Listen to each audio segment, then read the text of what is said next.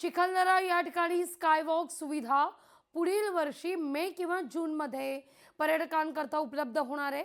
पर्यटकांच्या दृष्टीने हे एक विशेष आकर्षण मानलं जात आहे।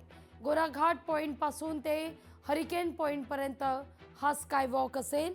आढावा घेतला आपले प्रतिनिधी सूरज दहाट यांनी। महाराष्ट्राचा काश्मीर आणि विदर्भाचं नंदनवन समजल्या जाणाऱ्या चिखलदरा मेळघाटमध्ये मी आहे।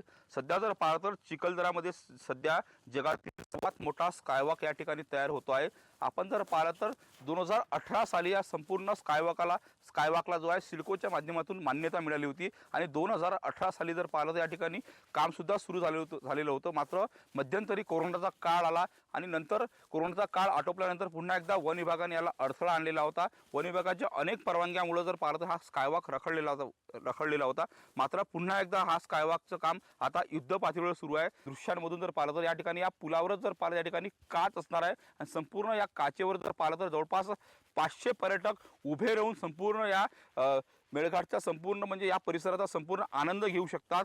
मे किंवा जून अखेर संपूर्ण हा स्कायवॉक या ठिकाणी सुरू होण्याची एकूणच या ठिकाणी चिन्ह आहे। कारण का तशी शक्यता देखील या ठिकाणी यापूर्वीच प्रशासनाच्या वतीने वर्तवण्यात आलेली होती। त्यामुळे जर पाहिलं तर जून अखेर संपूर्ण स्कायवॉक जर पुन्हा एकदा पर्यटकांच्या सेवेत जर आला तर निश्चितच विदर्भ आणि अमरावती जिल्ह्याच्या विकासाच्या दृष्टीने अतिशय महत्त्वाचा पाऊल हे म्हणावं लागेल।